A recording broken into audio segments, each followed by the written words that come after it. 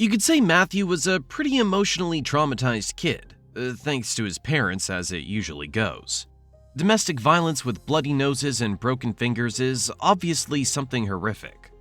But for Matthew, just a boring Tuesday. Sometimes right after those fights, his parents would perform wild acts of reconciliation, and not in a kid-friendly manner. Growing up at the center of the emotional hurricane bore fruit for sure. The unbearable weight of Matthew's huge acting talent was pretty much guaranteed after that. So, aside from appearing in various music videos and commercials, success on the big screen came to Matthew relatively quickly. In 1993, Matthew starred in Dazed and Confused, directed by Richard Linklater. His role wasn't the lead, but who cares? It gave us all an awesome meme that has defined the actor throughout his career. Alright. How Matthew ended up in this movie is kinda unclear, but there are theories. According to one of them, some incredible triumph of the universe's willpower or other esoteric shenanigans happened. Like Matthew randomly met someone super important at a hotel and just offered himself for a role. And he got it. Probably because it's just as important where we are not as it is where we are, or stuff like that. Anyway, the role McConaughey was cast for was supposed to be barely noticeable, but the director seemed to be the first to recognize the cult meme potential, and decided to give such a talent more screen time. The movie wasn't a box office hit, pulling in just over $8 million against a budget of $7 million, but it later gained cult status and made many take notice of the young charismatic actor. The next year, Angels in the Outfield had a mediocre box office performance of $50 million on a budget of $24 million. The film featured an epic ensemble cast, including some future talents like Joseph Gordon-Levitt and Adrien Brody. An even more epic cast came together in Glory Days, featuring Ben Affleck, Sam Rockwell, Brendan Fraser, Matt Damon, Matthew, and even the cutie pie Alyssa Milano. Like most of McConaughey's early career films, it instantly flopped and went straight to home video. Boys on the Side, Spring Break, More Than Life with Bill Murray, where Matthew, by the way, managed to unleash his inner Nicolas Cage, all sucked at the box office. Only young McConaughey's cowboy hat and sheriff star managed to show some resistance to the actor's box office fail habit. The movie earned $12 million, costing $5 million. And then Texas Chainsaw Massacre 4, New Generation, or The Return of the Texas Chainsaw Massacre happened. And boy oh boy, what a performance it was. First, let's talk about the legendary moment when Matthew found out they were casting for this project back in 1993. His first move was to recommend a couple of his especially talented friends from acting classes to director Kim Henkel, who was looking for someone to portray the main villain. McConaughey's second move was to pack his stuff and head to California to look for, and you won't believe it, some roles in new projects. But on his way to the car, he realized something didn't add up here and quickly ran back to the director. To land the role, all Matthew had to do was show the everyday routine his parents performed, scaring the secretary to death with a spoon and turning the office upside down. And what a role it was! Every actor with inner Nicolas Cage dreams of something like that, because such roles can even make old buddy Stanislavski rise from his grave. Matthew was definitely aiming for this. Just look at how awesome that is. And even the legendary alright is here. Young Renee Zellweger couldn't handle that greatness and started laughing, only to remember that she was better off crying in that scene. The studio couldn't recognize the greatness, however, and spent a couple of years fixing the movie. That didn't help, and the film was dumped on just 30 screens, where it brought an enormous $45,000 against a budget of $600,000. But, spoiler, that wasn't the end of the story. In 1996, McConaughey starred in A Time to Kill and Zellweger in Jerry Maguire. Sony had the distribution rights for Texas Chainsaw Massacre, and quickly realized they no longer had just a crappy horror with two nobodies. They now had a crappy horror with two young stars. That was more like it now. So in 1997, they rebranded the movie as Texas Chainsaw Massacre 4 and released it again. This time it managed to pull in $145,000. Of course, that didn't fix the situation at all, but significantly pissed off the agents of both stars. Please leave a like and subscribe in order to not piss off YouTube algorithms and help this video gain its deserved glory. Thanks. With the project A Time to Kill, Matthew got really lucky. The creators originally wanted Kevin Costner for the role, while McConaughey was offered something minor. But the typical Kevin Costner moment occurred. The actor gave director Joel Schumacher and writer John Grisham an alpha male stare and declared he was now in charge. Maybe if Kevin had done it a few years earlier, Schumacher and Grisham would have obediently given Costner omega stares in return. But just before that, Costner had Waterworld, so the studio quickly lost the actor's phone number and took McConaughey instead. The fact that Matthew had studied law and even interned at a law firm helped for sure, and this wouldn't be the last time Matthew's legal experience saved his career. The critics weren't thrilled with The Time to Kill, and even nominated it for a Golden Raspberry, but the movie made a decent amount of money, pulling in $125 million with a budget of $40. The ultra-hardcore combo of Sandra Bullock's box office appeal combined with the film's relevance due to O.J. Simpson's trial outweighed Matthew's tendency to flop and made him a rising star. Because of that role, 2 new ones were already waiting for him in movies by 2 Hollywood legends. Rumor has it that in the first of them, Amistad, Matthew got in pretty easily. Steven Spielberg called him up and gave the date and time for the audition. Nobody denies Maestro, of course, so the actor rushed to the tryout and nailed it. But Contact has a more interesting story. It's worth mentioning that Contact is based on Carl Sagan's novel, his only work of fiction, by the way. The plot also incorporates ideas from Kip Thorne, who would later consult on Interstellar. According to scientists, both films are some of the most scientifically plausible works of fiction. Sagan was really eager to see his story's movie adaptation, eventually handing the rights over to Warner Brothers, and they tried to bring Robert Zemeckis on board. The director read the script and found it interesting. Everything except the ending. After that, Zemeckis delted somewhere, and the director of Mad Max, George Miller, took his place. Miller cast Jodie Foster in the lead role and envisioned Ralph Fiennes as Palmer Joss. Time passed, Miller got stuck in pre-production and script revisions, and the studio started to lose patience, eventually asking the director, "Look at me, Harry, where's my money?" Miller replied with something like, "Chill guys, give me another 5 weeks for the script, okay? Or maybe 6, and just get lost for now." The studio was pissed and immediately kicked Miller out of the director's chair, and then they ran to Zemeckis again. Zemeckis kept Jodie Foster but gave a butt thrust to Fiennes, casting McConaughey instead. Matthew turned down the lead in The Jackal for this one, and that started the hatred between Richard Gere and Bruce Willis. We talked about this in our recent video on Bruce, so if you haven't seen it yet, that's just sad. Check it out later, it was such fun making it. Surprisingly, both films by legendary directors flopped at the box office. Amistad cost $36 million and pulled in only $44, but Spielberg clearly didn't notice that misfortune. Contact was a bit pricier, with production costing $90 million, but it only made $171. That's a bit better, but still a flop for that budget. The second Maestro brushed off that failure like a hair off his jacket, though, and moved on just like Spielberg.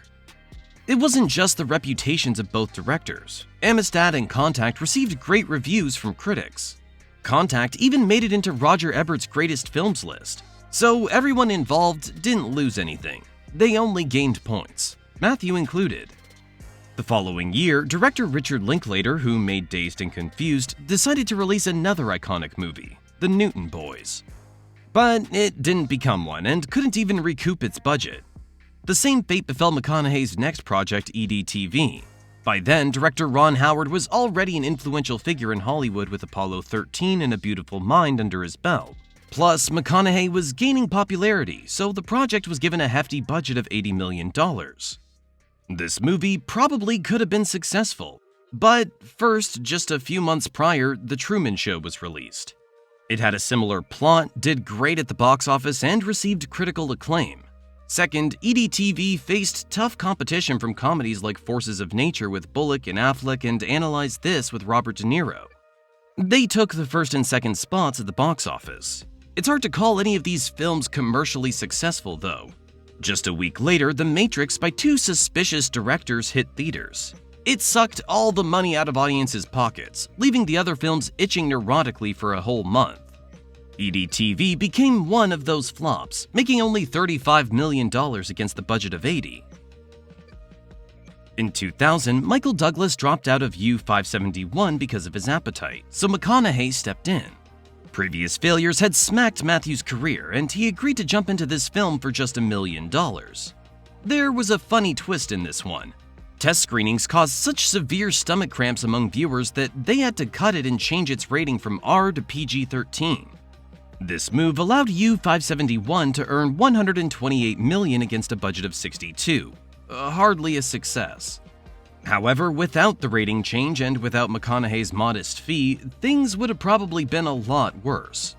McConaughey's career was bleeding and he needed to do something fast, otherwise he could have found himself at a cash register at Burger King in a couple years. And the solution came. Karmic, you could say. The creators of the rom-com The Wedding Planner decided to cast Matthew in the lead role.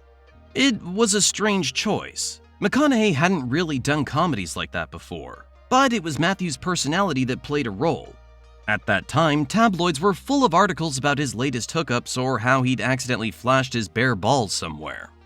In a way, the actor fit the description of a rom-com guy quite well in real life, which was humorously played out in his cameo in Sex and the City.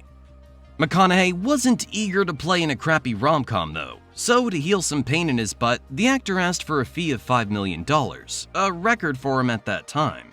And he got it. Jennifer Lopez, by the way, got double. The Wedding Planner cost $35 million and pulled in $94 at the box office, marking McConaughey's first box office success in 5 years. The universe clearly hinted at something for Matthew with this one, but the actor didn't want to heed these words. In 2001 and 2002, he chose a few serious projects aimed at showcasing his acting talent. 13 Conversations About One Thing and Reign of Fire. All of them flopped at the box office. But while the first 2 films' budgets were 10 beer cans, Reign of Fire had a major one and flopped spectacularly. There are a couple of interesting stories regarding Reign of Fire. First, it brought together 2 actors who loved to play with their weight, Christian Bale and our video's star. For Reign of Fire, Bale planned to turn himself into Jack Skellington, but changed his mind after seeing McConaughey flexing his pumped-up muscles. A fight between a beefcake and a bag of bones would look pretty stupid.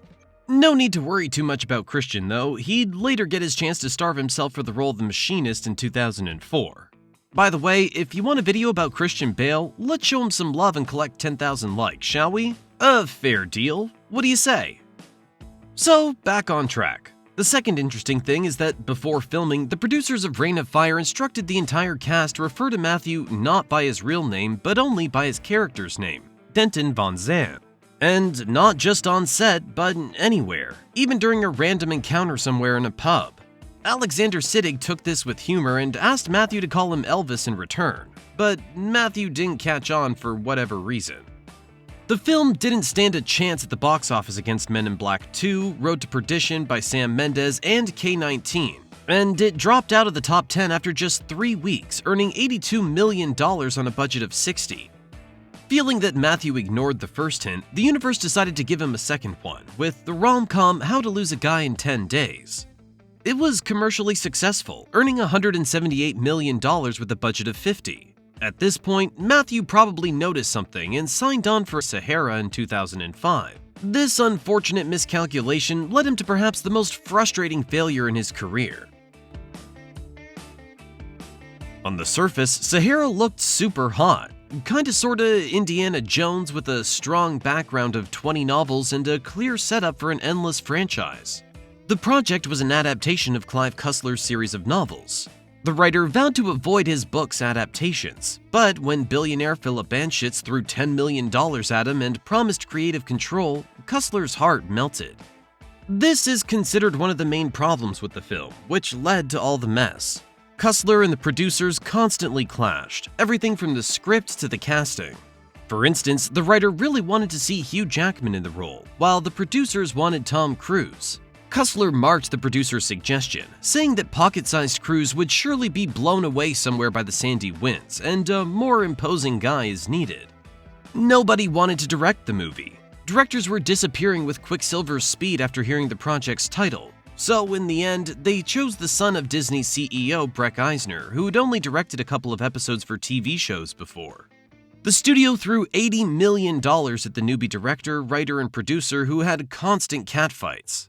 Later, the studio added another $20 million, making it $100. Yeah, sure. What could possibly go wrong here, huh? Oh, and did it go wrong?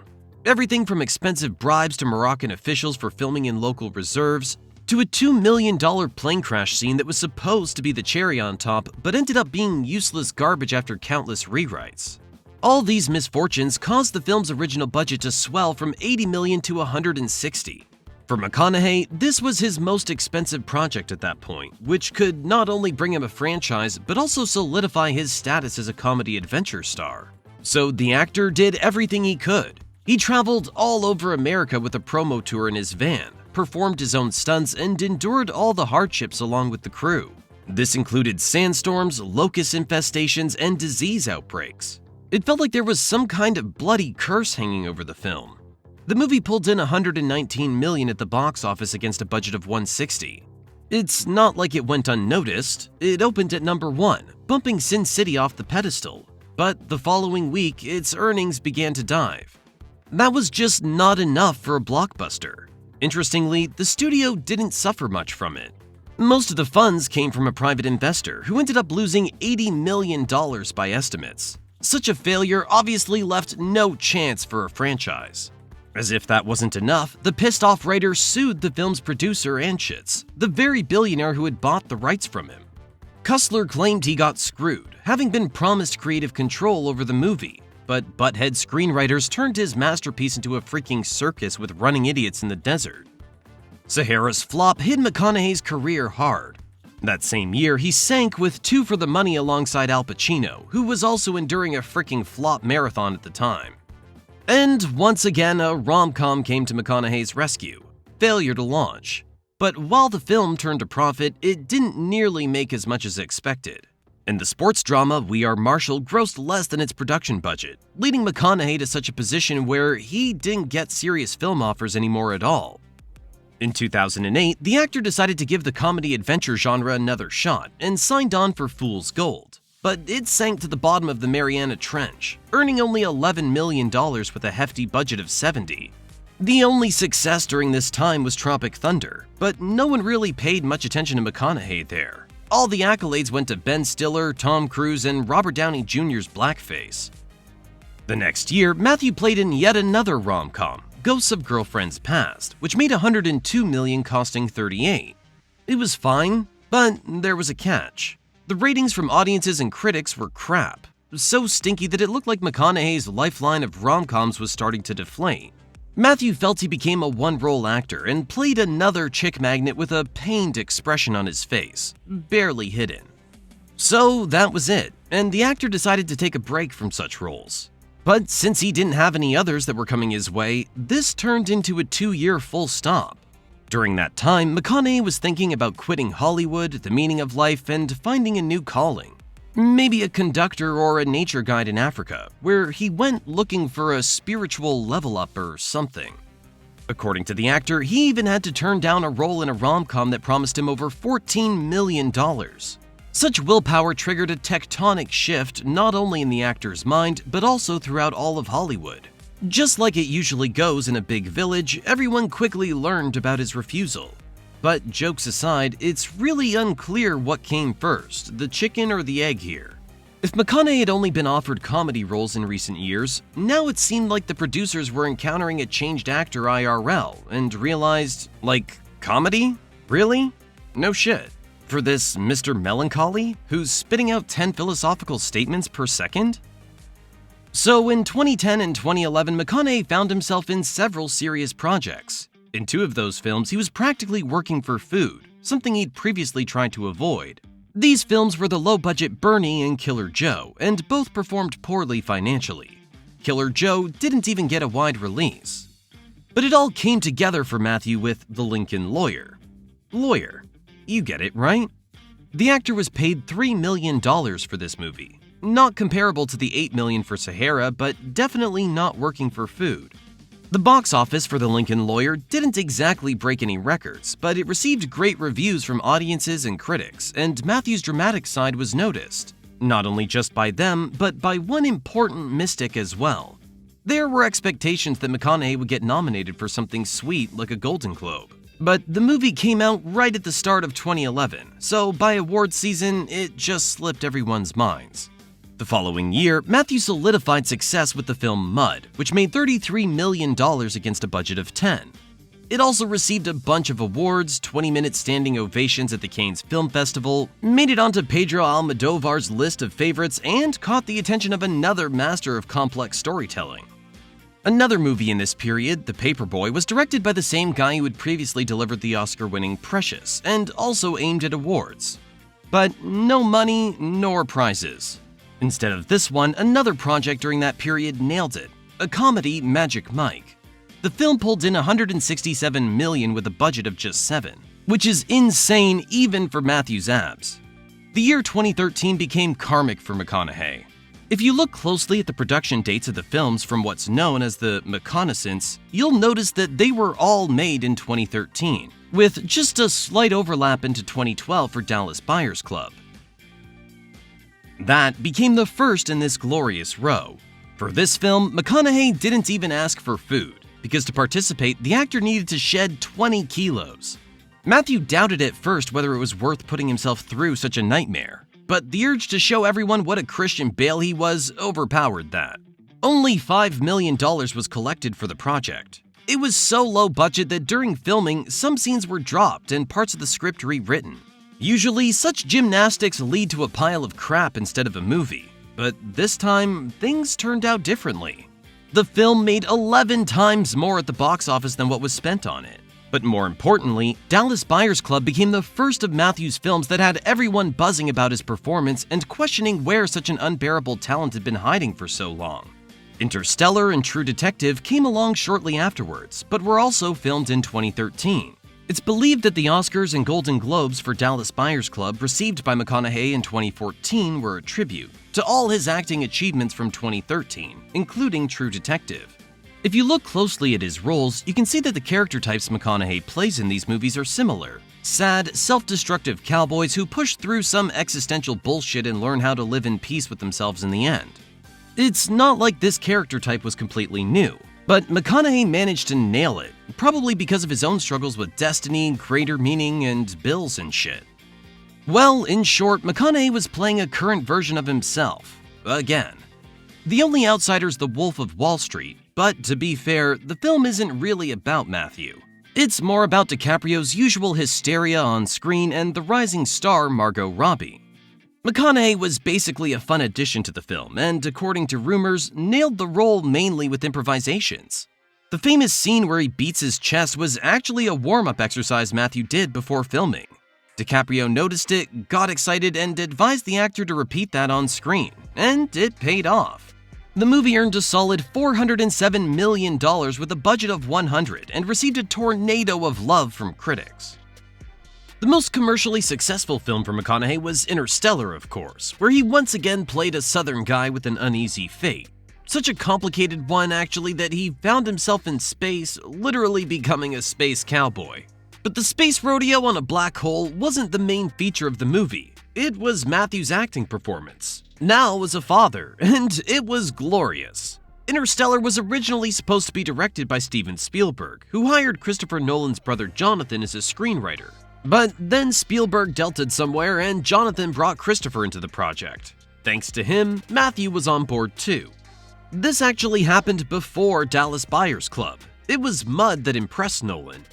Interstellar had a solid budget of $165 million and made $731 million worldwide, plus around $50 million from home media sales. The wins were showered with different nominations, but most of the wins were technical ones. Not exactly anything new for Nolan's films.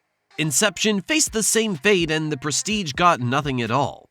The McConaughey's combo was completed when True Detective arrived. Its showrunner, Nick Pizzolatto, was blown away by McConaughey in The Lincoln Lawyer and offered him a role that later went to Woody Harrelson. McConaughey convinced Pizzolatto that he would make the perfect Rust Cohle by showing him how grim he'd become, after 2 years without offers and starving himself for Dallas Buyers Club. That was damn convincing, so for the role of Martin, Matthew suggested his buddy Harrelson, a smart move considering the chemistry between these two on screen. Gloomy thoughts and talks, just like the ones between the last two guys at a party at 4 a.m., the mystic vibe, the bleakness of rural life, the questions of masculinity. Seasoned with outstanding performances, great direction, and a Who Killed Laura Palmer-like story, this crazy mix blew everyone's mind. Now, True Detective is called one of the best TV shows in history and became a gold standard for years to come. So, what about these years to come for Matthew? Well, the karmic 2013 was over. The cream of it was skimmed in 2014. And then the same old bullshit started again. First, there was The Tree of Seas, directed by Gus Van Sant, and it got smacked. With a budget of $25 million, it barely crossed $1 million in profit at the box office. Then came Free State of Jones, Gary Ross's holy grail project, the director who was behind Pleasantville and The Hunger Games. He had been developing this one for a decade, trying to get some funds for it. That was until McConaughey started to run around the movie, and magically the money appeared. On paper, Free State of Jones really looked like a golden child. It had themes of war and slavery, historical significance, a trendy cast, a decent budget, and an elegant epic setting of the American Civil War. Just a year earlier, 12 Years a Slave had achieved both box office success and a full truck of awards, seemingly a good omen. Well, perhaps for someone, but not for Free State of Jones. The test screenings were crap, and the filmmakers rushed to rewrite and reshoot everything. The results didn't please the studio, so they just didn't give a damn about the project anymore. Free State of Jones went unnoticed by both critics and audiences, and with a budget of $50 million, it only made half of that. But Matthew didn't give up. He decided to continue the success. The weight trick is needed, in the opposite direction this time. Christian Bale could have played the role in gold. He was obviously tempted by the idea of gaining 20 kilos on cheeseburgers and beer, but in the end, McConaughey had to take this food bullet. This time, less money was found for the actor, $20 million. The movie only made 15. The studio clearly expected some awards with this one, but that didn't happen, except for the song that won a Golden Globe, and that was it. The third painful failure in a row for McConaughey. But in 2017, things got even worse when Stephen King's The Dark Tower hit theaters. The creators tried to get Tom Hardy for the role of the Dark Man, but eventually chose McConaughey. It's not like they threw a crapload of money at him. The actor only earned $1.5 million for this job. The Dark Tower was hardly a blockbuster, only costing $60 million, and it made double that at the box office. The worst part were the reviews. Many called it the worst King adaptation ever, a sinful bastard of a movie that should have never faced existence. White Boy Rick, Serenity, The Beach Bum were movies McConaughey probably took on out of sheer desperation, and they all flopped. For Serenity, both Matthew and Anne Hathaway got a nomination for a Golden Raspberry even. The only film that performed decently among the actor's recent projects was The Gentleman, where Matthew was chill and authoritative, gracefully quoting YouTube channels about stoicism and charisma, just like in real life. However, the box office success of $115 million against a budget of $22 wasn't exactly the kind of success that would make you happily run around with your pants falling off in excitement, especially when there are lots of other well-known actors in the movie, a bloody shitload of them to be honest. So McConaughey didn't get any special bonuses for his work. Sing 1 and 2 performed well. There, McConaughey voiced one of the characters. But what a bummer, that's still just voice acting. Same can be said for his recent work as Cowboy Pool. Funny, self-ironic, but not up to the size of Matthew's talent. There haven't been any major projects for the actor in recent years, and it doesn't seem like there are any on the horizon. He has a couple of movies in development, but some of those will go straight to streaming platforms. But you know what? Maybe McConaughey doesn't care about any of this anymore. We're whining here, but life goes on. A few years ago, the actor published his autobiography, Green Lights, which even made it to some bestsellers lists. He continues to philosophize, engage in philanthropy, plans to go into politics, happily married, and recently discovered Woody Harrelson might be his blood brother. Will McConaughey really get involved in politics? Make another movie comeback? Or finally take a DNA test to confirm his kinship with Harrelson, and then run off somewhere with him? Those are questions without answers. What we know for sure is that he will just keep living. And so should you. Thanks for watching. Don't forget to like and subscribe. See you next time.